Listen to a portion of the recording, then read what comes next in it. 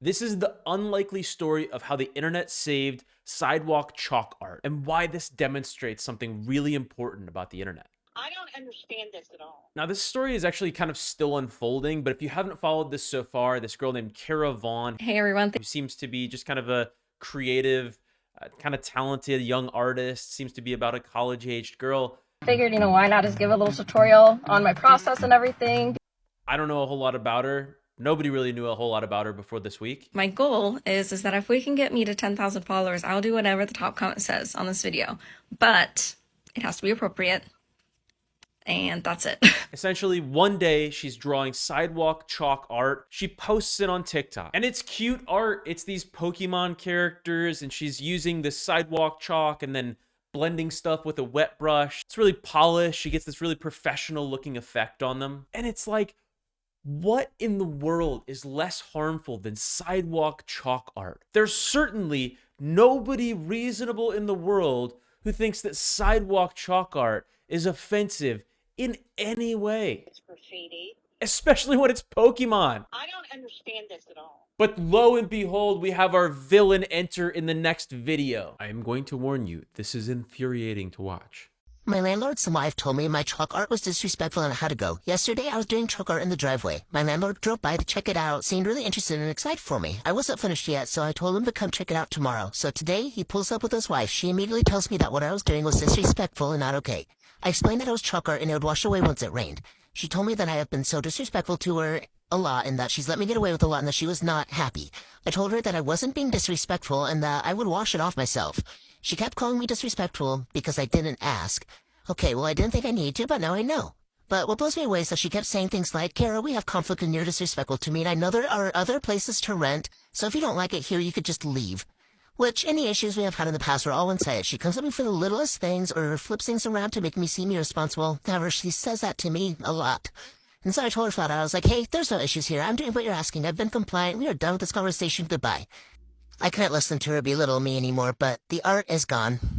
Is your heart broken? Because my heart is broken. Like, what is sadder than watching her having to, like, wash away her sidewalk chalk art with the hose? Just tugs at your heartstrings. But if you're an old dude like me, you know that landlords have no power over what you do over a public sidewalk. And there's almost no chance that there's something in your lease about not being able to use sidewalk chalk art, even if it was on a private driveway. Like, if I'm renting that driveway, I can do art on that driveway that's gonna wash off next time it rains. And there's this power dynamic at work here, right? You're a landlord, you're older, you've got a bunch of properties that you're renting out to people.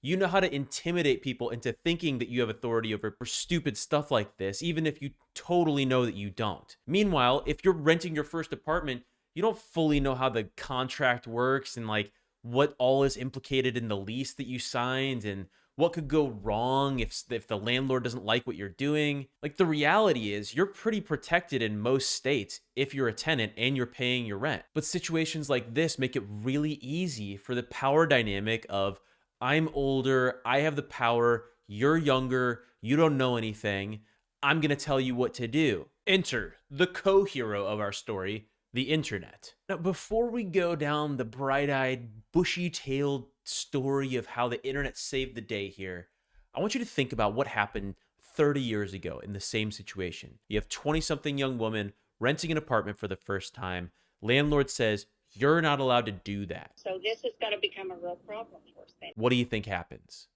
You think she just knows that, oh, if I go reference the lease material, then I could figure out whether or not I signed the document that says I actually can't do that, and I'm going to be able to defend myself and my position? Maybe if I call the city and talk to them about what the legality of drawing sidewalk chalk art is on public sidewalks, maybe then I can find a path to continuing to do this kind of creative expression. Probably not. Probably what happens is you call your dad or you call your mom or you call somebody that you know, and they say, you don't want to get a lawyer involved in this. And that's the end of it. I'm 35 and I still get intimidated by reading contracts. That's 100% what I would do. No, says the internet. And here's what happened. It's worth noting, just for the sake of context, that Kara's account has less than 10,000 followers at this point. She actually did a campaign, it's kind of cute, to raise 10,000 followers so she could find a way to keep doing chalk art.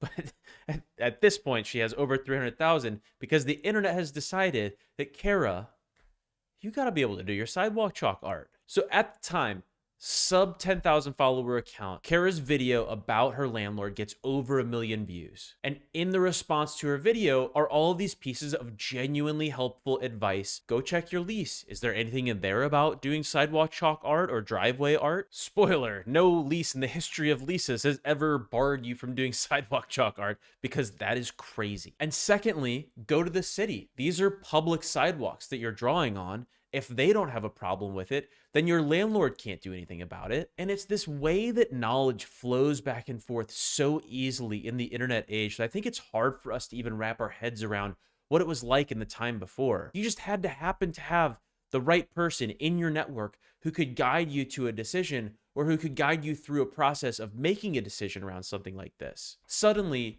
we recognized collectively as a TikTok community, if there is such a thing as a TikTok community, that Kara's getting bullied, and we're looking out for Kara because she does some cool art. And why shouldn't she do cool art? But here's the thing, the Kara piece of this is really only one layer of this. And sorry, Kara, it is about you, but in some ways it's not about you.